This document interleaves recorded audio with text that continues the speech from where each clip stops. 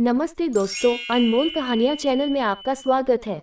आज प्रस्तुत है सुभद्रा कुमारी चौहान जी की कहानी दुराचारी। पंडित राम सेवक के हाथ से सुमनी गिर पड़ी। वह झल्लाए से उठकर पूजा की कोठरी से बाहर बरामदे में चले आए। बरामदे से गाना और साफ साफ सुनाई पड़ने लगा। मुंशी दयाशंकर के तिमंजले पर से कोई कोकिल कंठी गा उठी। नीर भरन कैसे जाऊं, सचमुच गीत बहुत ही मधुर और गान का ढंग अत्यंत आकर्षक था। पंडित रामसेवक लाख प्रयत्न करके भी माला जपने में सफल न हो सके। जब राम नाम का गढ़ इस गीत के सामने टूटकर गिर ही पड़ा, तब पंडित जी सुमनी एक तरफ रखकर बरामदे में एक स्टूल खींचकर बैठ गए। दयाशंकर की कोठी की तरफ मुंह करके वे संगीत का सुख लेने लगे।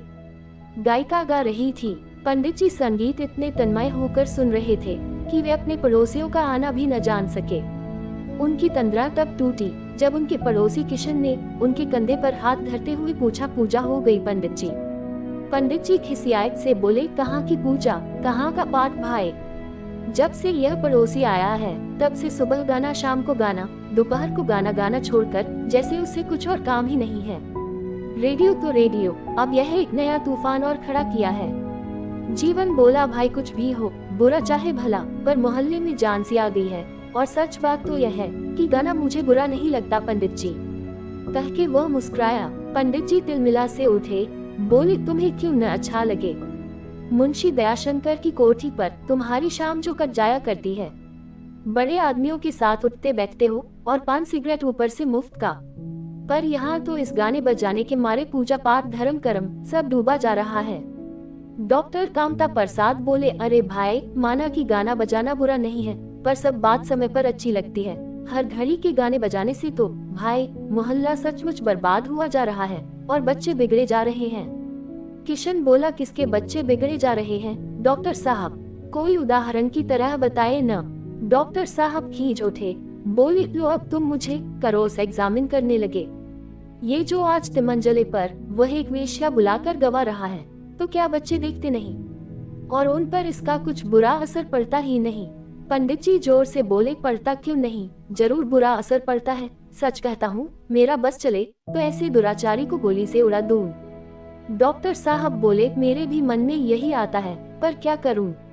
अरे भाई, रुपया पैसा है तो जमीन जायदाद खरीद लो, मंदिर बनवा दो, धर्मशाला बनवा दो, कुछ धर्म के नाम पर खर्च करो। यह क्या कि सारा पैसा बस नाच गाने में फूंक दिया जाए।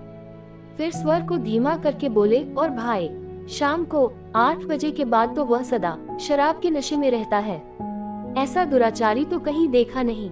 उसकी तो छाया भी छूना पाप है। धर्म कर्म से दूर सदा पाप में डूबा रहता है। पंडित जी ने जीवन की ओर देखा, फिर बोले, न भाई, ऐसी बात जीवन भैया के सामने न कहो। जीवन भैया की शाम तो प्रायः वही कटती है, और कौन जाने घूंट दो घूंट चढ़ा भी जाते हो तो कुछ आश्चर्य नहीं। संगति का असर तो पड़ता ही है। बात अधूरी ही रह गई। इसी समय फटे चिथड़ों में लिपटी हुई एक स्त्री अत्यंत दुर्बल किसी प्रकार अपने तन को ढके एक बीमार बच्चे को कंधे से लगाए वहां पहुंची।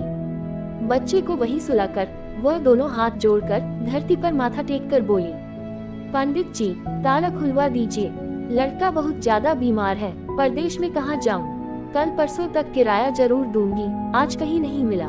पंडित जी उसे झिड़कते हुए बोले, जब तक किराया नहीं लाएगी ताला नहीं खुलेगा। आजकल करते करते 15 दिन तो हो गए, जा निकल, नहीं तो ठोकर मार कर निकलवा दूंगा। स्त्री फिर गिड़गिड़ाए, लड़का ठंड के मारे मर जाएगा। मालिक, ओढ़ने बिछाने का कपड़ा सब भीतर बंद है, जैसे आपके ही जिलाने से जीते हैं, दया करे मालिक। पंडित जी ने उसे एक जोर की झिड़की दी, बोले, जा अभी निकल जा।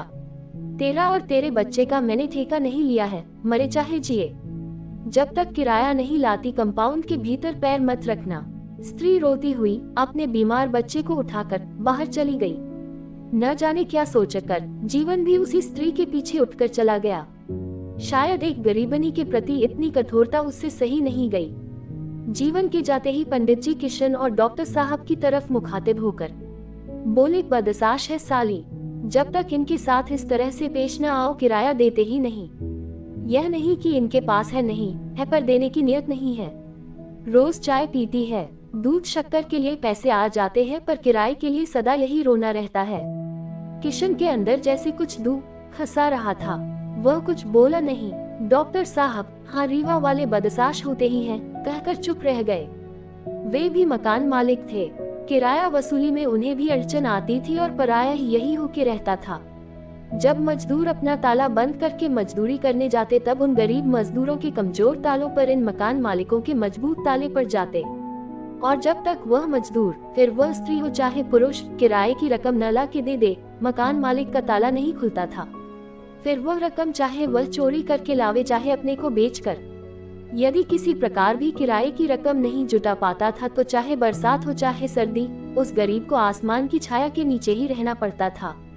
किशन और डॉक्टर साहब उठकर जाने को ही थे कि एक और दुबला पतला बूढ़ा व्यक्ति तिलक लगाए लाठी के सहारे आकर खड़ा हो गया। डॉक्टर साहब और किशन के सामने कहने में कुछ संकोच का अनुभव करते हुए भी न जाने क्या सोचकर बोला, मालिक, आज बड़ी आफत में पड़ गया हूँ। 10 रुपयों की बहुत जरूरत है। बहू को बाल बच्चा हुआ था, बुखार आ गया था, अब हवा लग गई है तो वो हरबर बकती है, बहुत गाफिल है। मेम आई थी देखने, 10 रुपये की दवा लिख गई है। आज का काम चला दो मालिक, आप ही का भरोसा है। पंडित जी ने बूढ़े की ओर घूर कर देखा, बोले, कोई जेवर लाए हो दीनू पंडित, या वैसे ही रुपया लेने आए हो? अभी तो पहले के रुपये ही पड़े हैं, एक ढेला ब्याज तक नहीं मिला है। दीनू सिटपिटा सा गया, बोला, जेवर है वह हम गरीबों के पास कहाँ है मालिक? आप सहारा न देंगे तो वह मर जाएगी, आप ही उसे जलाइए, जिंदगी भर आपकी गुलामी करूंगा मालिक। पंडित जी झिड़कते हुए बोले, जेवर नहीं था तो फिर क्यों हाथ झुलाते हुए चले आए? जाओ रास्ता नापो और यह सुन लो, पिछला रुपया मैं ब्याज के 7 दिन के अंदर नहीं चुका दिया तो अदालत के जरिए वसूल करूंगा, समझे? बूढ़ा दीनू हताश होकर चला। पंडित जी खींच कर बोले, सुबह से शाम तक ये साले रुपया ही मांगने आते हैं, लौटाने की वक्त जान पर आती है।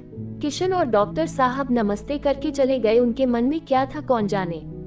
इस घटना के कई दिन बाद पंडित जी खेत पर जा रहे थे। रास्ते में मिल गए जीवन और किशन। पंडित जी ने पूछा, कहीं गए थे क्या जीवन भैया? दिखे नहीं इधर कई दिनों से। किशन, तुम भी नहीं आए?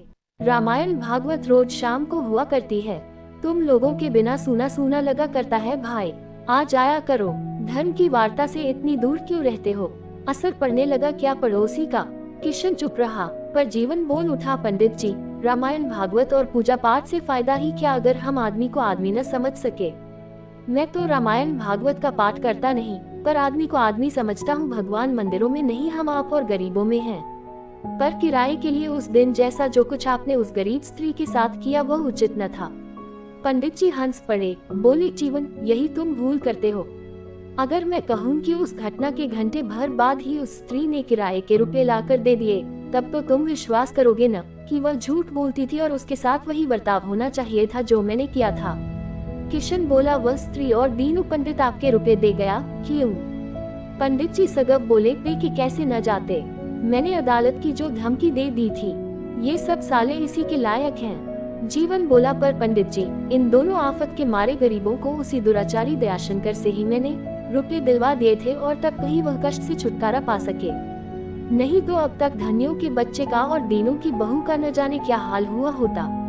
शायद दीनू तो अदालत के चक्कर काटता होता और धनियों बच्चे को दफना चुकी होती, परंतु एक दुराचारी ने उन्हें उबार लिया। मेरी राय में तो आप सरीखे सदाचारियों से ये दुराचारी कहीं अच्छा।